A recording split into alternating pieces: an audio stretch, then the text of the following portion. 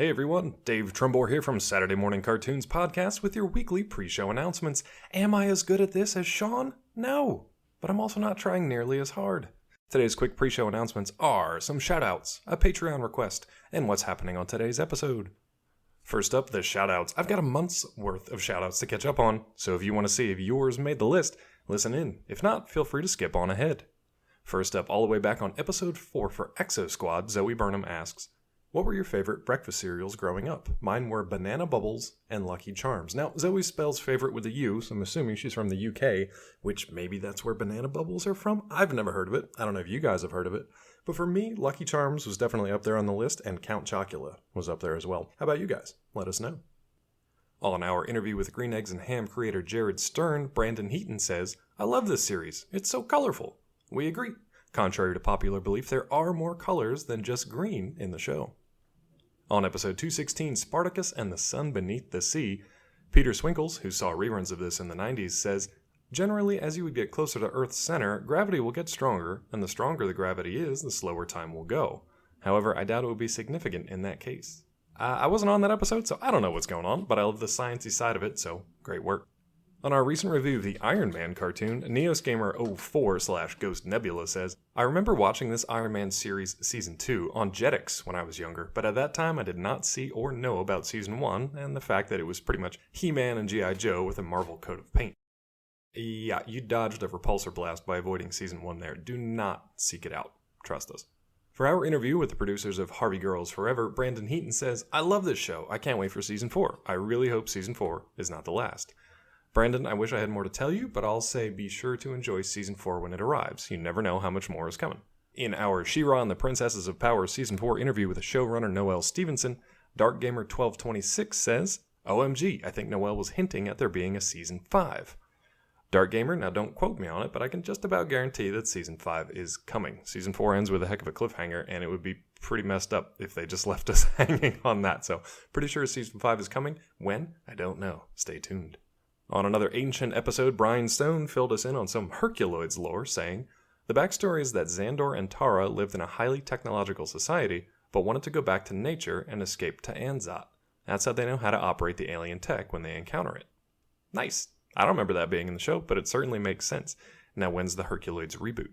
And on our review of the cartoon's classic Teenage Mutant Ninja Turtles, Carlos Aponte says, Donatello, he does machines and I think is the real leader. Now if memory serves correct, we asked what our listeners' favorite turtles were and why.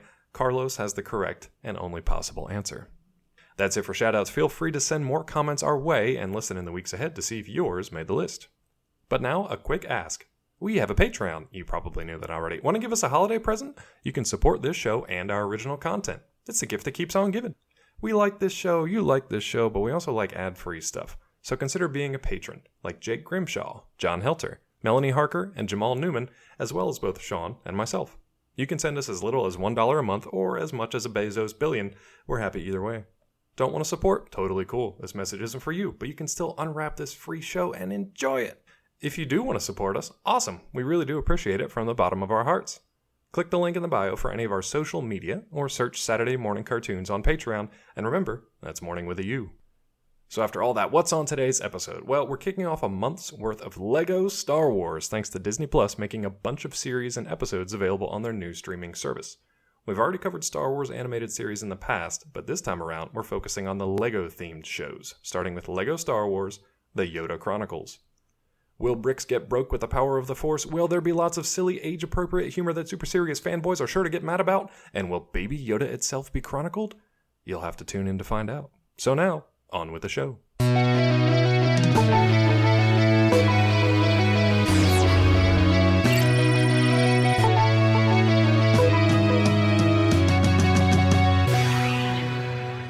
Hello and welcome to Saturday Morning Cartoons, the Collider weekly podcast for all things animation, including news, reviews, and interviews, coming to you from a galaxy far, far away. I'll be your co-host, Sean Paul Ellis, and joining me from the planet Hoth, he's a frozen Wookiee pop. Welcome my co-host, Dave Trumbore. David, how you doing, buddy? I'm doing pretty good, man. I thought I smelled bad on the outside. Oof, but, wasn't that a tauntaun? Yeah, but I don't know. That's all I got. Hoth jokes. Hoth jokes are few and far between. We are in December. We have a new Star Wars movie coming out. Brains and we are frozen. Done with Star Wars jokes. Everything's frozen. Jokes are frozen. They are all in carbonite. That's right. Exactly. Any time of year. Froze those jokes in carbonite. Oh, boy. Carbonite. It's not just for Christmas. I wonder what it would be like to be a carbonite salesman. They never talk about where it comes from. They never talk about, like, is it one of those things like natural gas or like propane where you just take it down to the local like utility store and get your tank refilled? I'm assuming it is. Like you're assuming it is? If you've been watching The Mandalorian, 100%. he goes through quite a bit of that. So I would really like to know the market value of a tank of carbonite. So if you guys know, give us a heads up. Let us know. Make sure that you tweet right at us. Directly to us. Yeah, directly to us. Leave Disney out of this. We're trying to buy wholesale carbonite right now. We want to cut out the middleman. This is no B2B. This is directly to somebody who wants to buy it, named Dave Trumbore. Yeah, for research purposes. Yeah, oh man, you did not just incriminate yourself with the purchase of carbonite. Whoops. Thought I was being sly.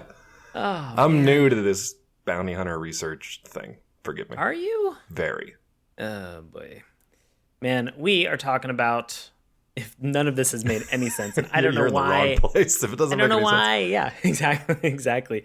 We are talking about Star Wars Legos. Yeah. And this is the Yoda Chronicles. Yeah.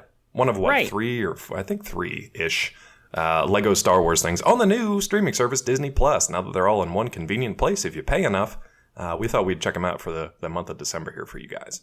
We have Rise of the Skywalker that's coming out December 20th. We have historically actually watched and talked about a bunch of Star Wars films in the past on this show because of the fact that they tend to come out in the December timeframe, end of the year. Always kind of a good placement for us to kind of drop in and talk about some of these Star Wars cartoons because, gang, there have been a lot. Boy. There have been a lot, and some of them have been fantastic, and some of them have been real bad. Droids were looking right at you. Directly. And yeah, so today, Star Wars, talking about these Yoda Chronicles. Kid, it's always a good sign when Sean's laughing at the title. That's the kind of episode you know it's going to be. It's very silly. And, I think for Star Wars purists and people who are just enthusiasts or fans, we're not discriminating in terms of what's here. I think Star Wars is one of those things that I grew up with as a kid. I love Star Wars. It was a huge part of my childhood, whether it was watching it on VHS tapes that my dad had recorded off of ABC whenever they had aired, back when I was very, very young, to buying a lot of the action figures. Star Wars holds a very warm place in my heart.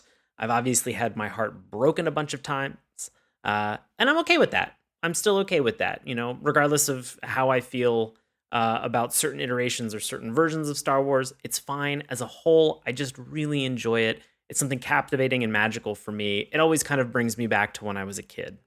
Dave, how do you feel about Star Wars? I just like listening to your story. That made me feel all warm and fuzzy inside. Oh, well, thanks. No, man. Star Wars was great for me as a kid, too. It was something that I didn't get into until, because my parents didn't watch it. It wasn't one of those things where, like, it was a generational, like, you got to watch this, or that my parents went out and saw it in the theaters and had paid attention to it. They didn't care. They never showed me one of the movies. I actually had to see it during a sleepover at a friend of mine's house because it was their family tradition. Yeah, for whatever time of year the sleepover was. It was their family tradition to like watch it. And honestly, when I was a kid, I was bored. I didn't like it the first time I saw it. I was bored. Yeah. It was one of those things that I got into once I kind of like watched it on my own and was like, oh, okay, I see what they're doing here. So it took a little while. And then I was way more into the engineering side of things, the weapons, the vehicles, the droids, the tech.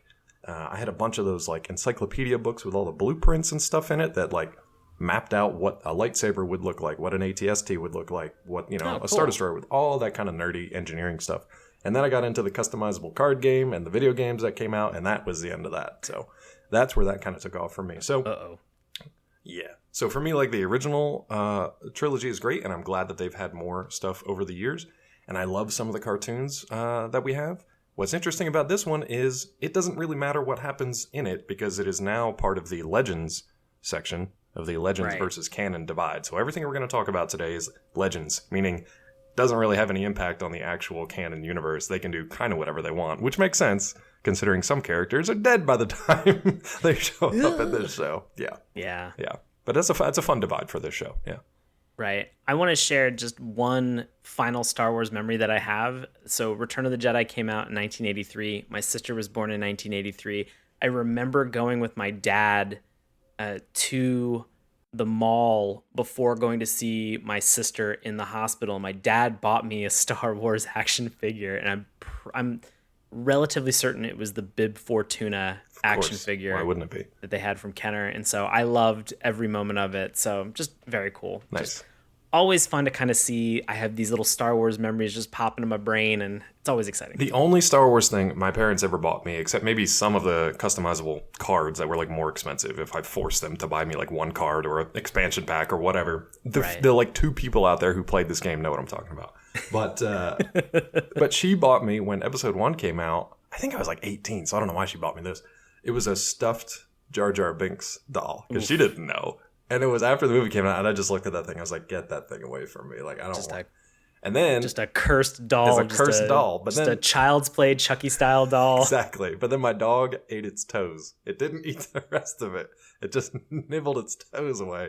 So it essentially ruined it, and I could like guilt free throw it out. So that is a heavy amount of dog kink shaming that you have thrown on your pooch. Yes, exactly. But a well-trained dog. He's a very well-trained dog. And well, we have obviously been talking about Lego Star Wars, Yoda Chronicles. If you are not familiar with it, don't worry. We're actually going to kick this over to a longtime friend and listener of the show, Bobby Anthem, to break it down for a synopsis of Lego Star Wars. So Bobby, take it away. It is a pivotal moment for both Empire and Rebellion. The rebels, under the leadership of Luke Skywalker, have destroyed all but one of the stolen Jedi holocrons in a daring raid on Coruscant.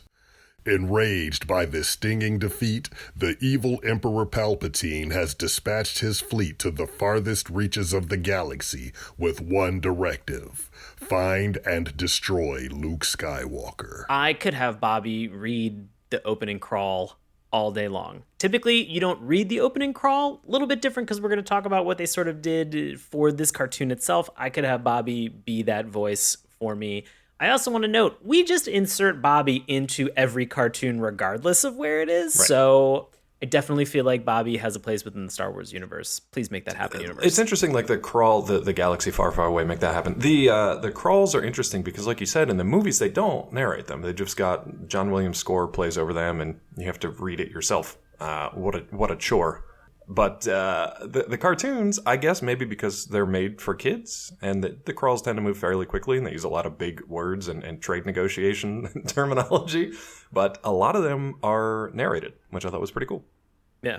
Very interesting. Yeah, so let Bobby do that. Yeah, so let Bobby do that. Yeah. In the meantime, while Bobby is signing that contract, getting that space ink ready to sign that contract, maybe just space e-ink, I don't know, it's an easier way to sign a contract. Mm-hmm. We are going to talk about this particular cartoon, and we have watched one particular episode. Dave, which one did we watch? We watched the finale of the Yoda Chronicles, which has various names depending on where you look it up. Yeah, what are those names? Well, one is the Clash of the Skywalkers, and another is Duel of the Skywalkers. I prefer Duel. I don't know what's actually canon. I think on the Disney Plus site it is Duel of the Skywalkers, so we're going to go with that.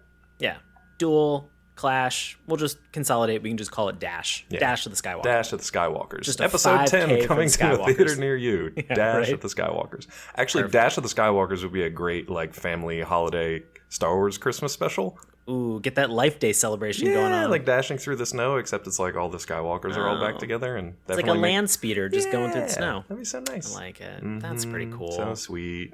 Yeah. Well, we are going to get a chance to talk about, regardless of how you want to say this particular name, Clash of the Skywalkers, we are going to have an opportunity to talk about this, the good, the bad, and the LOL. Yeah, very similar to the actual spaghetti western. But we're not going to talk about the ugly because, respectfully, a lot of people work on this. A lot of people spend a ton of time going into these cartoons. We want to talk about what we liked, what we didn't like, or what really didn't resonate with us. And then we want to talk about a lot of the funny moments, whether they were intentional or unintentional. We want to get a chance to talk about some of these Star Wars related jokes. Dave, I want to say, starting with the good, both of us enjoyed, I believe, the first couple seconds of how this cartoon introed in. Do you want to tell me a little bit about that? Heck yeah. I mean, if anybody out there has never seen a Star Wars thing before, hey, why are you starting with this show of all things? But secondly, like, you should know anytime a Star Wars thing starts, you get a fanfare and then you get an opening crawl, essentially. Right. And I think what Sean and I both really like about this is, remember, this is part of the Legends category. So everything that happens in the show isn't canon. It doesn't really affect anything else in the wider Star Wars universe. But they do use a lot of canon music, names, characters, sounds, and other tropes and stuff that vehicles, places, creatures, all kinds of stuff. So they anything use all that defines a noun. Literally, yeah, exactly. Both common and what's the other one? Proper. Common and proper. You're getting a grammar lesson. Proper. Wow.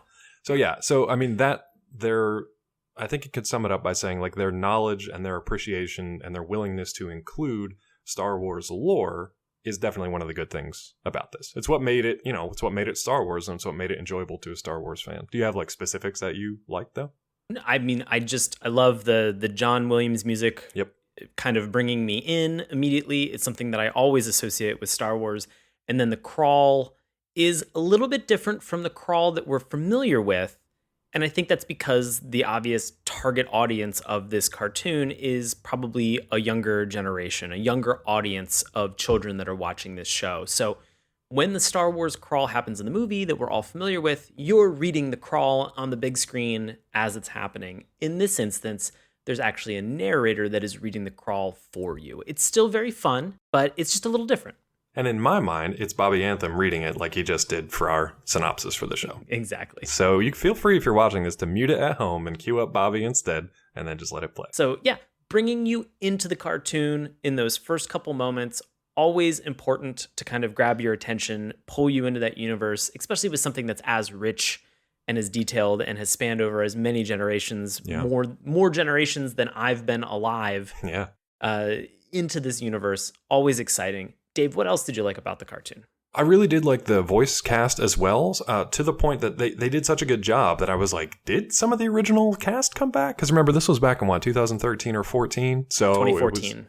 So it was before a lot of the like new movies came out and a lot of the resurgence on the big screen and small screen.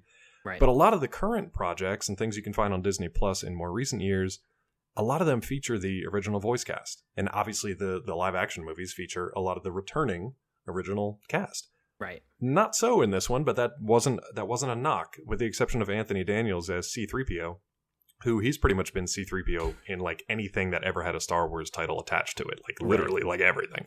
So with the exception of him, it was a bunch of people doing not necessarily impressions, but their take on the characters. And they were really, really good. I mean, the script has some questionable material, but their delivery of it was spot on throughout. We'll talk about the script. We'll get there a little bit, yeah. I also want to be very clear in noting that our particular episode, Clash of the Skywalker, was in 2014, November of 2014. But the entire Yoda Chronicles started mid-year, started May of 2013, ended November of 2014. So if you're upset about the fact that I said this was 2014, don't at me online. I actually do. I want to hear it. We do want to hear it, yeah. Challenge him to a duel. What? Well, I mean, it's the theme of the episode. Might as well. Yeah, I mean, fair. Challenge him to a lightsaber duel. That way nobody will get hurt because they don't exist. Moving on. Yeah. I mean, the Clash of the Skywalkers, Clash of the Sean Ellis, Duel of the Sean Ellis, whatever you want to do. Oof. Whatever alternative title you want to add to this duel, I'm also down with that. So let me know. Nice. I will say that what you brought up about sort of the interesting take on these characters, that it's not necessarily the exact voice actors. One of the things that was great with this is just seeing some of those familiar characters that I know and love from Star Wars. And so it's interesting because, as you mentioned, it's that particular voice actor's take on that character. So Vader, in this moment, you kind of have him as a comedy foil, which for a kid's cartoon, as we've mentioned, the writing is maybe not so great, but the delivery and sort of some of the things that happen, it's not the worst. It's not terrible. But it's also fun to kind of see some of those characters in new and interesting ways within the context of the Star Wars universe for something that obviously is not canon, so they can play around and have a little bit of fun with it. Full disclosure, I think we can all recognize and note that anything that's Lego related, whether it's the Lego movie or any series or any other Lego iteration of an intellectual property that's out there is a little bit goofy, is a little bit silly and slapstick in terms of the comedy and the effect that's there. Some of it is targeted towards a younger audience, but it also is appealing and kind of universal to older audiences who will watch this with their younger children. But that's something I kind of liked about this. Yeah. It was like as strong as the Star Wars brand was for this, even though it had a slightly it was less serious, a not canon, and a more of a comedic take, which I liked. I also really liked how strong Lego came through with their particular brand. So obviously it was the Lego characters. They've got their swappable helmets and sometimes their hair or whatever. They've got their, different costumes or whatever. When ships or planets or whatever break apart, there's little bricks that go flying off rather than just like pieces of jagged things. They break apart into actual bricks. So it's like little touches like that just remind you like you're watching a Lego thing. It was cute. It was well done. Right. Yeah. Right. But just some of the characters that we see, for Emperor Palpatine, with his comedic bit of "Are we there yet?" kind of mimicking kids in the back of a car on a long road trip. It's funny. It's fine. We have the Wampa. We have Luke and Han. It's fun to see these characters, and that was really enjoyable for me, is to see that cast in this setting. I'm glad that they had a chance to kind of play around with some of the personalities. Granted, obviously, as we said, it's not those voice actors. It's still fun. Yeah, and I think one of the things that's interesting about that is in all the other cartoons, all the other iterations or whatever, they're kind of like original creations. I think, I could be wrong, but I think in most of the Lego things, those are all things that you see on screen. You can buy them. So like if you see a little Palpatine figure, pretty sure you can buy them. If you see like a full-on Star Destroyer made of Legos or whatever, guaranteed you can buy that. So it's kind of like watching a big toy commercial, but it's a really well done. So I kind of like that too. I like the fact that everything on screen you could conceivably make at home if you wanted to do like stop motion. Obviously this is CG, computer animated stuff, but you could do it if you had the time. Everything that is in this cartoon is very toyetic. Yes. Yes. Yeah. So you see it, and then there's obviously that idea of if it's not already out as a Lego package, it is probably on its way to becoming... Or if enough fans demand it, then they'll make it. What I really want is like the next generation of these shows, and I guarantee it's coming at some point, where you have like an interactive screen. So when you watch something like this, you can like pause it and just be like, boop, and it'll just take you to a link to like an Amazon page where you can buy that figure. That's got to be coming at some time soon. I'm sure if it's not already on the way to Disney Plus. As part of their app package. Next update. Yeah, on the way. Read the release notes. Before easy purchasing. Before you sign up next year. Yeah. Before you get that Christmas present, make sure to read the fine print. Yeah. Can I talk about another couple characters real quick? Yeah, please. So we got Chewbacca, who's super fun, but we don't really get to do much with him in this particular episode. We don't get a ton of them in this. We'll get to that in a little bit, because some of these characters and the way they handle it are a little wonky, but we get some interesting lore drops. So like we learn about his bandolier, and it may or may not be canon at this point, remember? But it was funny the way they did it anyway. We also get to spend time with Biggs Darklighter and Jack Porkins, of all characters. So for like the Star Wars nerds out there who recognize both of these characters, they know kind of their different fates and where they both end up and where some of them stop and where some of them continue on. But you also get characters like Jack, not to be confused with Jack Porkins. Jack is another clone of the Fetts, another Jango Fett clone, who shows up in a variety of different series and stories. And he shows up as a pretty cool character in this one. And it was neat to just see that kind of like random out of the blue inclusion on a Lego series. So that was kind of neat. Right. More Mandalorians, as many as we can get. Heck yeah, more Baby Yodas. Oh boy. Anything else that you enjoyed about this cartoon, Dave?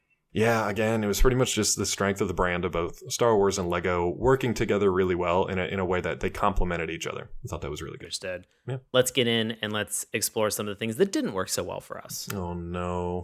We've kind of already talked a little bit about the script. Is there sort of a high-level thing that you didn't like about the script or the writing, Dave? I've got a lot of examples that I could kind of talk to. Yeah.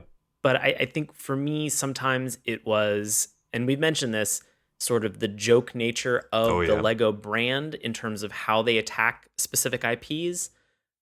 Some of the jokes just kind of missed the mark for me, or it felt like they were so interested in making something a joke that it derailed and stopped kind of the fun that the two brands were having together. I think we're on the same page, because it was like the Lego brand, I think, was still strong, as the Star Wars was, like we said. But the tone of the comedy, the cheesiness was sometimes Right. just too much. I get that it's a kid's show, but man, some of the cheese was a bit too much. It pushed a little too far sometimes. And it also, like, the counter to that, because it was so cheesy, that anytime they set up any kind of like a dramatic stakes or any kind of like tense actiony moments, which this show is, again, it's a comedy. Anytime they set that up, they would undercut it with a joke and it would just kind of fall flat and drain any tension out of it. So it was fine, but it wasn't my cup of tea. Sometimes you can use comedy to kind of,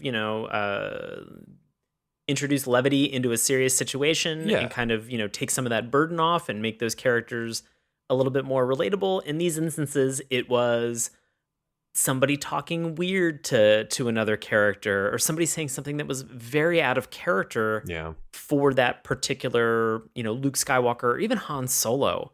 I think that what bothered me towards the very end is there's even this moment where Han has this comment to C-3PO where he's like, "Give me a little kiss," and it just bothered the heck out of me. The only reason they set that up, and you could tell there were a number of times throughout this specific episode that they set up gags because of environmental things. So we learned that, like, Chewie is just a frozen block of Wookiee. He's just a Wookiee-sicle. Like, he's just frozen completely. Which makes zero sense even in their script, because they're like, the only one not freezing to death is Chewie, because he's a walking fur coat or whatever. And they are on Hoth. Frozen solid. They're on Hoth. Right. But they set that up, I think, so that Chewie couldn't just go toe-to-toe with the Wampa who shows up later. So they had to, like, neutralize him somehow. So there's weird story things.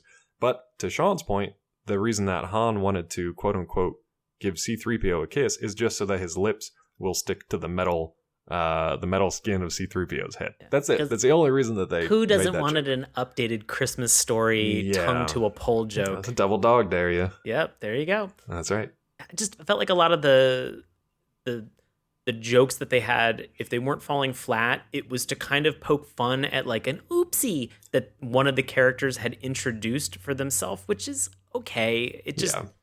I felt like this was more concerned sometimes with introducing and making those jokes, even if they weren't funny. It definitely felt like it could have been something that, we've joked about this before, and maybe this isn't the case. Maybe a lot of people spend a lot of time putting together these jokes and really getting into it. There are moments, though, that we have also joked for other cartoons where maybe they're on their way to lunch and they're like, we just have to get this one joke on the page, and then we can all go to Qdoba, whatever anybody's got. And they're like, how about we say Han just gives him a little kiss? And you're like, stop baby talking to me, but write it down, because we're going to get burritos. Yeah, that's 100% how that happened, I'm sure. Yeah. But it's weird stuff, too, where, like, every character has to joke. There's no tone diversity. There's no balance. There's no straight man.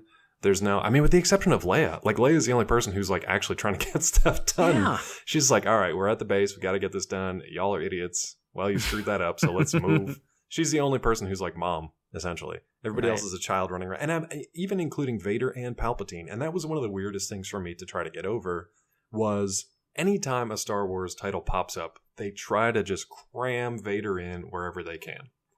In this, because it's not canon, it's fine. But a silly Vader is still something that takes some getting used to. And even harder for me, a silly Palpatine. Right. It'd be one thing if Vader was kind of like goofy and doing a conga line and like having these one-liners and stuff.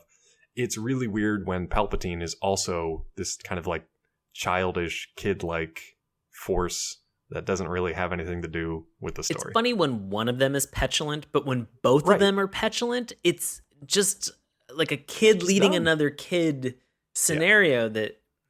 maybe it resonates again with a younger audience. Maybe kids are cracking up about this, and it's a joke that's not going to hit with me. That's fine. It just didn't work for me during this watch. No, to me, it's funnier when you obviously. It's a basic setup. You have like one goofball and one straight man. Like, it could have been like that, or you have one authority figure and another person who kind of like undercuts it. That would be fine. They're both just like very silly, to the point that like you were saying earlier, like, are we there yet? Which is one of the few jokes that like actually makes me actively angry. Sean just watched my head just like turn like beet red. But it's some kind of humor when Palpatine does that with the pilot of the ship, and the pilot of the ship is actually the one who has to be like the father figure and just be like, if you don't stop asking, sir, I'm just going to turn this shuttle around right now. We're going to go back home. Like, that's kind of funny, but it was just on the wrong foot. Right. Like, if it would have been Vader asking, are we there yet? Then that's funny. But the way they set it up, meh. Very weird. Very There were a couple lines that they had where Luke says something to the extent of crazy like a space fox. I didn't need that. Yeah, I didn't need that. No, I don't need it. No. Han calls C-3PO Goldie at one point, and then in the next scene calls him Professor. I couldn't remember if he called him Professor in the original series or if I'm getting confused with Indiana Jones or my own fanfic. I don't know which one it was. Or your own sexy, horny fanfic between the two properties. Obviously, yeah, there you go. Bam. Also Lego, Oh, coincidentally. that's weird, but I like it. Yeah, well, to each their own. But yeah, I don't remember if he called him Goldie and or Professor before. So if you guys are listening and you have documented evidence of Han calling C-3PO either Goldie or Professor in canon, let us know. Anything else that didn't hit for you, Dave, that we didn't cover? Because I've got one or maybe two big ones for me. Why don't you tell me what it is? Because mostly it was just kind of the cheesy factor and the tone of comedy that was a little off. That was about it. I didn't quite understand, and I had to go back and do a little Googling to understand where this fell in terms of the timeline because of the introduction of these interstitials that they have where Force Ghost, Obi-Wan, and Yoda are watching this from Dagobah, and they're jumping in every once in a while, and they're kind of participating in a part of this episode. Is it like a framing story? Yeah, Is that what it was? I think that they were just trying to fill space in some case, because then down the road, whenever there's a holocron that hits the ground and you see this story, Luke makes a comment and says, who's that little green guy? Except the fact that the holocron is in like a blue tone. I don't understand how that's basic colors, gang. That's how that works. Blues and greens. I mean, I guess maybe if it's a dress on the internet and you're having a question about it, maybe. But what would be weird is if he was like colorblind and he saw the holocron as all green. So then everybody would be green. But then also later when he saw Yoda in real life, he'd be like, oh, he's a little blue guy. So none of that makes any sense. Out. But that's why it's Legends and not canon. Oh, man. So that was weird. It took me a minute, to understand where this sort of fit, which is obviously in between episode 4 and 5. Right, because the Skywalkers don't know each other yet. They don't know that they're obviously father and son. Spoiler alert for a 40-year-old movie. Yeah, and a lot of the things that happen in the plot haven't happened yet because it's after the first original Star Wars. But I don't know if you maybe found this in your research or not. This is the last episode of Yoda Chronicles. Correct. But there were 6 before that, and there are also some mini episodes. A lot of them take place throughout time. So I think what's going on is Yoda and Obi-Wan are sort of like having this discussion, catching up on old times. Obi-Wan's like, what have I missed since I've been a weird Force ghost? And Yoda's like, oh boy, let me tell you. And then they go back and like revisit different periods in their history. Because there's like old Clone Wars stuff with like Count Dooku and Grievous and all those things. And they kind of move through time all the way up to the original Star Wars. I think the first and a little bit beyond. The first episode for Yoda Chronicles is the Phantom Clone. Then it's Menace of the Sith, Attack of the Jedi. Right. So there's a lot of things that parallel the episode 1 through 3. Well, and you could hear it in the titles, exactly. right? They just mishmashed all their names up in the alphabet soup kind of thing. Right. Yeah. So they had fun with it. They had a good time. Yeah, there's something else you didn't like about the ending of this one. Yeah, it was straight up just the ending. I did not like the ending. Had I watched all 6 of the previous episodes for Yoda's Chronicle and then finished with this 7th episode, I would have been very frustrated with sort of the resolution of everything that happened. Very Deus Ex Machina. Something happened very quickly. It gets rid of Vader in this duel, because if the idea is to have this as a duel or a clash of the Skywalkers, there's not much of a clash or a duel between the two. It really happens within the last minute of the program. Luke is able to escape because he basically uses a Beetlejuice ending, which is, if you're familiar with with episode 4. Oh, I thought you were going to say with Beetlejuice. If you're familiar with Beetlejuice, don't say his name 3 times in a row, gang. Oh shit! I think we just did. I said it twice, I think, at this point. So, but you said it. You said it once. Is that? But I think it's like continuous. I don't know. It's on one track on the podcast. I think Beetlejuice. Oh, yep, did it. Did it anyway. Well, next week on the podcast, Beetlejuice, the cartoon. Okay. So they have an Exogorth, which is a space or like a space worm that they have. I never knew that was the name of it. And so they had this. I just knew it as cave worm. Yeah. Yeah, they had this Exogorth that ends up just kind of coming out of this crevice that Luke is acting like he's falling into. The worm then grabs and it bites down on Vader inside the Exogorth's mouth. Vader hits the tonsils of it with his lightsaber a couple times, and then it gets spit into space. So, it's one of those things where, again, it's a little far-fetched. They had to, I'm assuming they probably got to the end and they're like, ooh, how do we wrap this up real quick? It just didn't have the impact, especially with an episode that is called Clash or Duel of the Skywalkers. Very little in terms of what they're doing. Yes, they are chasing each other throughout a majority of episode, but you want that fight to actually take place. It was instead you get the bite. Yeah, it was very hastened in terms of its execution. What's interesting there is if it was canon, then you would just make your armor from the tonsil of an Exogorth, and then you would be lightsaber proof. Because he didn't cut the tonsil, he just kind of rang it like a bell. Exactly. Yeah. I don't know how that works. Legends. Yes, legends. I think that's the best way to explain away it is. A lot of the weirdness in this is just shrug your shoulders and just go, legends. Legends. Who knew? So there was a lot of funny stuff, though. So let's get into some of these LOLs, because this is things that we found either intentionally or unintentionally funny. Dave, what were you laughing about throughout this episode? I actually liked the end of that episode. I actually liked the space worm at the end coming out of nowhere, because I was like, that's a hell of a way to do it. Because you couldn't have that duel. Sure. Because that happens throughout the rest of the main series. So it was a fun way to do that. I thought it was kind of cute. And a weird way to end the whole series. Right. But I thought it was cute. Another thing I think we both have in common are the little sight gags, the little visual jokes that they pepper in throughout there. What were some of your favorites? There was one that was for Mustafar, and it just said a dry heat, which I loved it. It was like a vacation ad. Yeah. It was like, visit the planet Mustafar. It's a dry heat. I love that. A lot of like postcard kind of things that you would see that would be around. Signage. Yeah, just tons and tons of signage all over the place for this. Just, and I believe a lot of those visual gags, I'm assuming that they're appealing to the older audience that's watching, that knows, episode 1 through probably 6 when this came out. When did episode 7 come out? Was that in I want to 2016? I want to say 15, but I'm not sure off the top of my head. But this was obviously in production before that, right. So this was all pre the current trilogy. But it was definitely for like the lore nerds out there, because it's like if you didn't know what Mustafar was, that joke would sail right over your head for the most part. Yes. But the fact that they were just like, it's a dry heat, like that cracked me up, and that was one of the first things that you see too. So it was pretty good. They just have a sign that says Jedi Cultural Center that's on the planet Hoth, which was just silly for some reason. Well, I also like that they had a like temporary rebel resistance base. It was like just a placeholder. Like, we're not going to stay here for long. It's just a temporary base, because the rebels and the resistance move a lot. They've probably had I don't know how many bases over the course of all the movies and stories. Right. And this is we have one that just randomly says, yes, that asteroid field, as Luke is flying into an asteroid field. I'm like, okay, yeah. I mean, I'm laughing. I'm giggling about this. It's fun.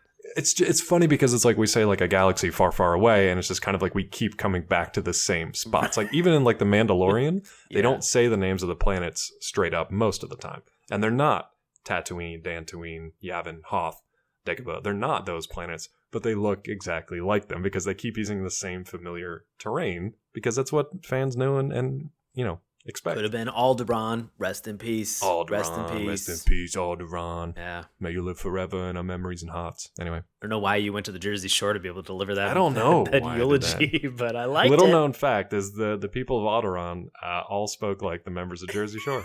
That's why we got rid of it? So not a big loss, really. Sorry, Alderaan. You're just one giant Jersey Shore planet. Just GTL all over the place. Oh my gosh. I hope there's a space GTL that somebody tweets at us with what they think Star Wars GTL would be. I want to hear it. Yeah. Ooh. Oh, man. All right. What else is good? I just had a couple like the regular jokes that they had that were peppered in every once in a while. Yeah, and that's the thing. Like the since it was a comedy, there was a lot of truly funny stuff in here. Just not everything landed. Yeah. There's the moment where Vader says in his ship towards the end, he goes, "Oh, Anakin pulled an Anakin on me," which he is. For all intents and purposes, he is Anakin. So it's kind of like a humble brag, but also like maybe had some brain damage and wasn't quite sure who he was or where he came from. I don't know. I'm assuming it's the obvious idea of, hey, I shed that personality. I'm no longer Anakin. I am Lord Vader. And also, it hasn't been revealed in canon yet, so I can't talk about it, and I'll pretend that I'm not. But shrug. Legends. Legends. I gotta say, Vader had some of my favorite one-liners. Oh, yeah? What do you have? One of them was, I think, when a shuttle or something was going to crash into their ship, which the physics in this is also really funny. When, like, a shuttle crashes through the, like, bridge of an Imperial and just the Star bricks. Destroyer, it just bricks just fly everywhere. But also, nobody gets sucked out into space. Everybody can breathe. That's fine. But I think when that was about to happen, he looked at the window and shouted, "Great Gunray's ghost!" And that just cracked me up because it's a callback to, like, Perry White, like Great Caesar's ghost, that kind of exclamation. Right. But also it's a callback to Newt Gunray all the way back episode from one. Episode 1. Got to get into that Trade Federation discussion. Get back to those Gungans on Naboo. So I was like, okay, that's funny. I didn't expect that. But the one that really had me doubled up, there was a joke. Something happened. I don't remember what the setup was, but Vader says, he kind of like chuckled a little bit. And he's like, "I'd laugh if it didn't sound weird and cause me horrible pain." Like that actually, that I had to hit pause because I was laughing pretty hard from that. It's just kind of like, that's pretty dark humor, but also like it's pretty good. No, I like it. Anything else that you liked about this before we get into our recommendations? Again, like visual gags, like there was the moment where they had the asteroid field and the Star Destroyers, like all the TIE fighters and stuff can fly through it because they're small enough, but the Star Destroyers just crashed right into it. And they like hit and the whole front of their ship just disintegrated into blocks. Yeah. So then when they backed up later to like the backup beeping truck noise, the whole front of their ship was just gone. It's just decimated. That made me laugh. How about you? Every once in a while there was like a very early on, there was Vader in his TIE fighter coming up to a bunch of other TIE fighters, and they couldn't figure out how to get out of the way, so he just kind of bowled right through them. That was funny. It was a lame joke, but I don't know why it made me laugh so hard. I think because I probably drive my car in the DMV area, which is a frustrating thing to begin with. The idea of being able to bowl over a bunch of cars in traffic, especially because they're in space with infinite possibilities of being able to go around. Yeah. I think it was also the juxtaposition of like, because when they set this up, it was the John Williams music, it was the TIE fighter sounds, they launched all the TIE fighter fleet and they were all just, like in formation and going. And then they brought it up short because everybody's like, well, wait, I don't know where to go. And they were all in like a traffic jam. So it was that juxtaposition of like very serious opening and then a comedic kind of follow through from there. So it was kind of funny. Oh, I like it. I think that was probably it for me in terms of jokes. You like little R2 getting a moment? Yeah. I liked, was it R2? At some point at the end, he's fighting against like an evil R2 unit. Yeah, like evil R2. And evil R2 kind of pulls out looks like a flamethrower, like a buzzsaw out of the top of the droid. And then R2 opens up and he's got like 3 times as many different buzzsaws, flamethrowers, rocket, like he's got all this different weaponry that comes out of him. That made me giggle a lot because I thought that was funny. Especially when the evil R2 took off and hightailed it out of there. And then, what was it? Regular R2 got like force pushed off the side of a cliff. He did. He just went flying off, but he has a little jetpack. So it's funny to think because it was like, oh, that was the creator who just kind of like force pushed him off. Fair enough. Like he's been with him for a long time, and oh well, bye bye. That's a real Anakin move. Man. But yeah, that's about it for me. So now we've gotten to the time where this is the good, the bad, the LOL. Let's get into our recommendations. So we've got the Yoda Chronicles, Lego Star Wars. We've got, depending on when or how you watch this, Clash or Duel of the Skywalkers. Dave, we can recommend this. We can also say we don't recommend it, and we can say why. If we don't recommend it, we can go one step further, and we can give this the dip, the Roger Rabbit style dip. Who Framed Roger Rabbit? You can dip this cartoon, erase it from the annals of cartoon history. Dave, what are your thoughts and feelings on the Yoda Chronicles? Not gonna recommend it. Really? But not gonna do it. Okay. It's one of those things where it's like, it's okay. It's fine for 2 sets of people, right? The purists, the completionists who want to go out there and see anything that has either Lego or Star Wars on the title and they want to see it all, watch it. Cool. Also for the people who are just like genuinely curious about like new stuff that maybe they came across on Disney Plus and they were like, I didn't know this existed. Let's check it out. Give it a try. You'll know within 5 minutes whether you like the brand of humor, the fact that it's not canon, so the stories don't really quote unquote matter. But beyond that, it's very light. It's very kind of superficial and shallow. There's some cool name drops and lore stuff, but ultimately it's just kind of silly and it was only okay. So I can't really recommend it, but it's out there if you want to seek it out. But it won't get dipped. How about you? I've been really kind of struggling with this because getting ready to give my recommendation, lo and behold, I write my recommendation out, and then I've given a lot of thought to it. I'm actually going to recommend this. What the F? I'm going to recommend this because from our conversation today, I think that there's a lot of strength in terms of when the Lego and the Star Wars brand hits in this cartoon, it hits, and it's very fun. Yeah. It's very enjoyable. Yeah. I love the fact that we get John Williams, we get our crawl. We have a lot of things that brought me into the Star Wars universe and got me excited to watch this. And when Lego and Star Wars brands are strong in this, it's great. It's very fun. I really enjoyed that. But when it is crappy, it misses the mark completely. But as somebody who really enjoys Star Wars, I was brought into this. It wasn't offensive, and for a 22-minute cartoon, I didn't really find myself looking at my phone or looking away or finding an excuse not to watch it. It wasn't offensive in that sense. It was neat to kind of see. I hate the word saying neat, but it was kind of interesting. It fits here, it was neat to see a different interpretation for some of these characters and how they acted and behaved together. And so for that alone, I would recommend. I will say, and we didn't really mention it much, but the animation is really good. Lego knows their animation, how to animate their characters, and how to play up visual gags. That was great. The one major thing that I forgot, which is why I don't recommend it, the title is a little misleading. To me, when I hear Yoda Chronicles, I'm like, oh, cool. We get to hear more we get to see more stories with Yoda. Yeah. We get to see more action from Yoda. You don't get any of that. It's just Yoda sitting on a log, talking to a ghost, roasting hot dogs, maybe porgs, I don't know. And just retelling stories that were lost in the canon universe. So to me, that was a little disappointing too, that we didn't actually get more Yoda. So you'll have to watch Mandalorian for that, I guess. Which is perfect. Also, watch Mandalorian. It is fantastic. That's good. Yeah. Anything else, Dave, about Lego Star Wars Yoda Chronicles? Dip that baby Yoda. What? Don't. What? Never, Who said that? Never dip that baby Yoda. Sorry, that was the dark side. You treasure that little child as much as you can. You take it back. Whew. I gave in to the dark side for just a second, and that came through. I apologize, everyone. Don't do it. No, we're good. Oh, man. Don't do it. Well, you heard him on this episode. We have to give a big thanks to our friend, Bobby Anthem. You can check out his paranormal podcast, Inhuman Experience, with his co-host, Bobby Blades. You can find them on Twitter at IEXP_podcast. And Bobby has a solo show that goes on the same feed as Inhuman that is called In Search of My Lost Soul. I think he's up to 9 episodes right now. At least I've listened to 9 episodes of In Search of My Lost Soul. They're wonderful. I really highly recommend it. You can find this anywhere the podcasts are listened to. Dave, what do you have going on, buddy? Same old stuff, bud. You can find me over at collider.com. Check me out on Twitter at DrClawMD. And if you're still looking for that holiday present for you and yours at the end of the year, I got that book, The Science of Breaking Bad. You can check it out. How about you, bud? What's going on with you? Man, as always, I perform live improv comedy in Washington, D.C. with a group that is called Nox. That's NOX ! You can get tickets and times at witdc.org. .porg. Oh, nice. Oh, man. Does somebody have that domain? I don't know. We gotta buy all .porg domains. Get it?